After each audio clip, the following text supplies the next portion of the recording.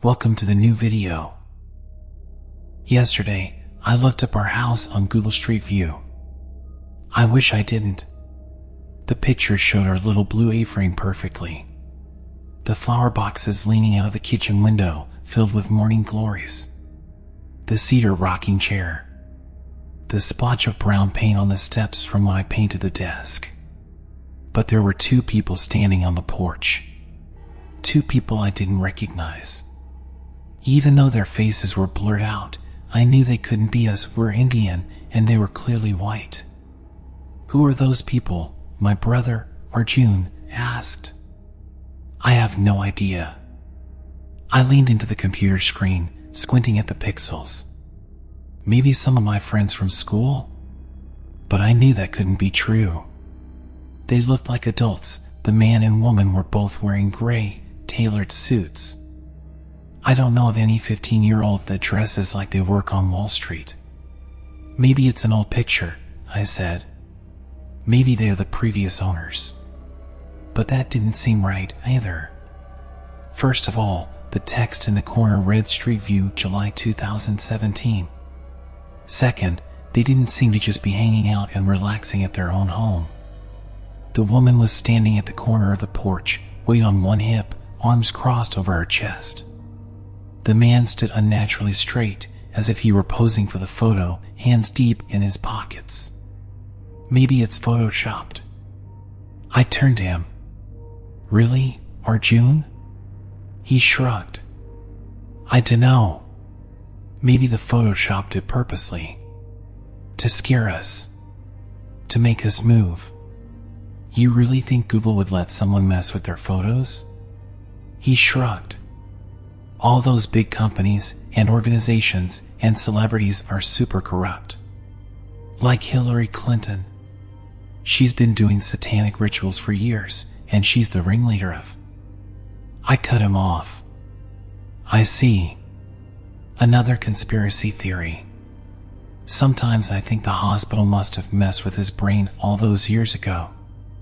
Don't worry, we'll heal you up, little baby.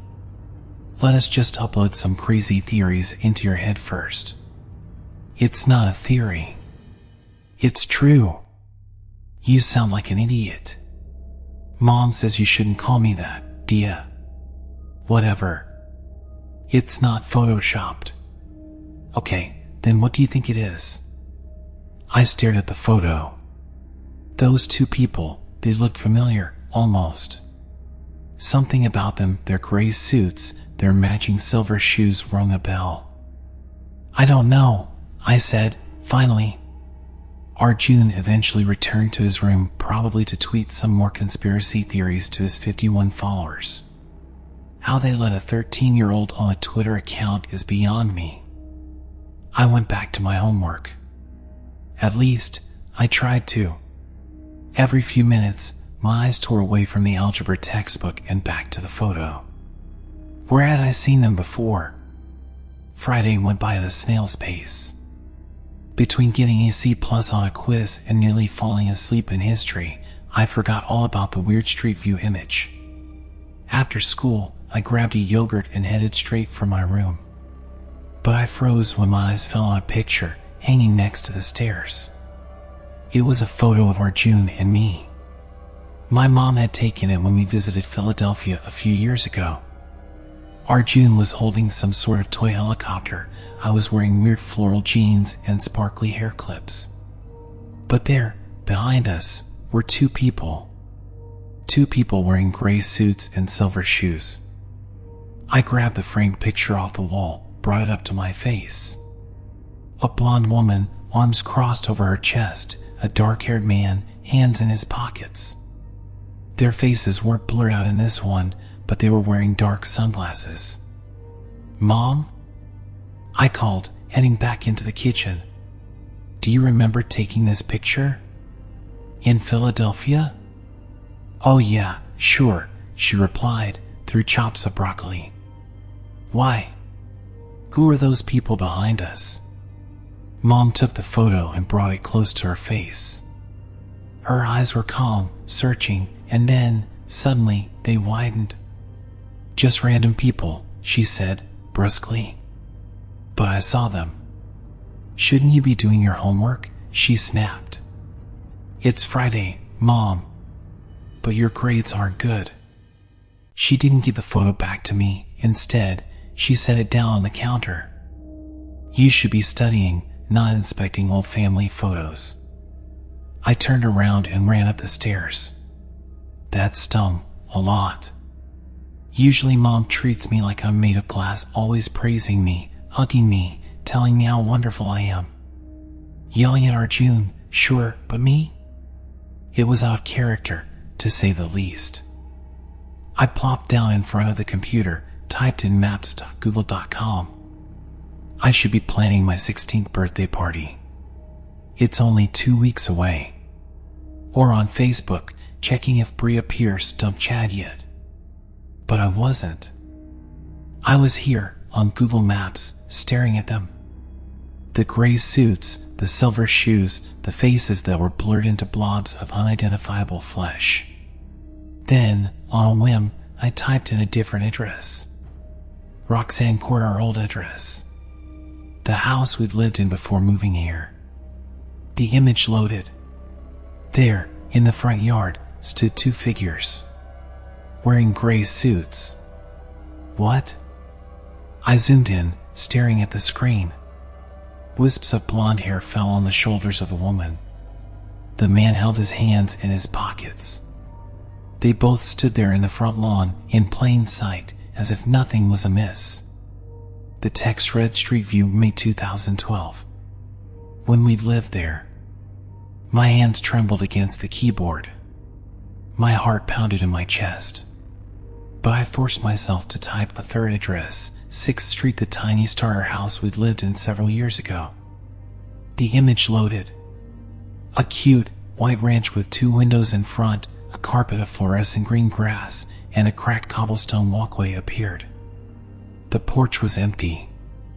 I breathed a sigh of relief. They weren't there. No one standing on the lawn, in the driveway, or anywhere around the house. If those people were following us, they'd be here, too. I took slow, deep breaths, calming my racing heart. I was about to click away when something caught my eye. Something in the window. I zoomed in. The window was dark, cut by white lines separating the glass into panes. But in the lower right pane, there was something there. Pale, pressed up against the glass. I zoomed in again. It was a face. Fear coursed through my veins. I slammed the laptop shut, leapt out of my chair. And then I did what any terrified teenager would do. I ran downstairs to Mom. Mom. I called, fear trembling my voice. Mom. I stopped. The broccoli lay strewn over the kitchen island, half chopped. The faucet dripped, the napkins lay on the floor. Mom? We're in here. My mom's voice. Weak. Trembling. We're? Oh, no, no. The 2 gray suits, were they here? Holding my mom hostage? I ran into the family room, my heart pounding. But it wasn't them. It was Dad. Dad? Aren't you supposed to be at work? I said. I glanced from the grim expression on his face to the tears staining Mom's cheeks. What happened? Oh my God, did Grandma? Grandma's fine, Dad said. I stared at them. We need to talk to you, Mom said, her voice broken with sobs. About something we did a long time ago. I sat down on the ottoman, a heavy weight settling in my chest. Do you remember when Arjun was very sick in the hospital? When you were about 6? Dad asked, folding his hands in his lap. That's random. But I nodded. The hospital, the red-haired nurse who gave me a lollipop, the vending machine that had the vanilla wafers. It was all fuzzy, distorted and blurred through the lens of time. At the time, I was too young to understand exactly what was going on with Arjun. But I was old enough to know my brother was very sick and that my parents were miserable. You remember how suddenly he recovered, right? Dad said, his tone falling from explanatory to miserable. The doctors couldn't explain it. Said it was a miracle. Do you remember what we told you? 2 angels came down straight from heaven, touched his chest, and healed his lungs. I repeated mechanically. They must have told me that story hundreds of times. There was some truth in it. We were approached in the hospital by 2 people, claiming they could heal Arjun. He averted my eyes. For a price. We told them we were fine with whatever price they wanted. If we didn't have the money, we'd take out loans. We'd pay them back for the rest of our lives if we had to. 2 people wearing gray suits. He nodded.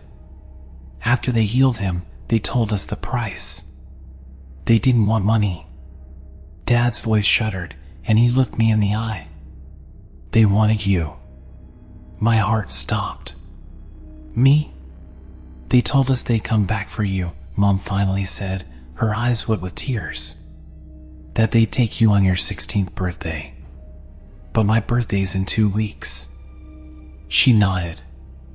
What do you mean, take me? What are they going to do to me? Mom and Dad looked at each other, uncomfortably. We have no idea, Dad said, finally breaking the silence. We never would have done it if we knew, Mom said, her voice muffled through a tissue. I promise that. We love you, Dia, and never wanted to. We thought we could escape them, Dad broke in, cutting her off. We'd just move into the middle of nowhere. Change our names, maybe. How could they find us after that?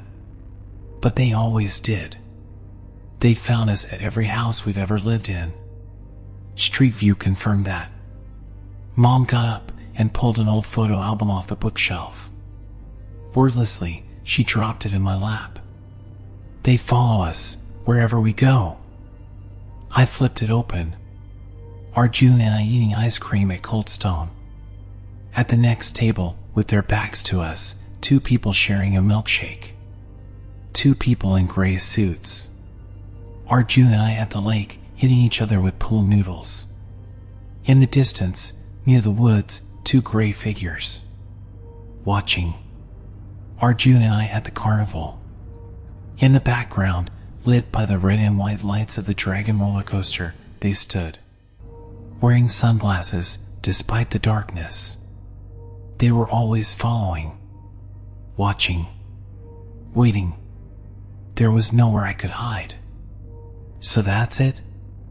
They're just going to take me in 2 weeks? My parents looked at each other, tears in their eyes. And then they nodded. We hugged and cried for a long time. Then I went up to my room, turned on the computer, and opened a new tab. Not Google Maps. Google. I began to type, my fingers flying across the keyboard. Guns. Bombs. Mace. Tasers. Weapons of any and every kind. How to buy. Where to purchase. Expedited shipping? Yes. I've only got 2 weeks, after all. They may be coming for me, but I will not go gently into that good night.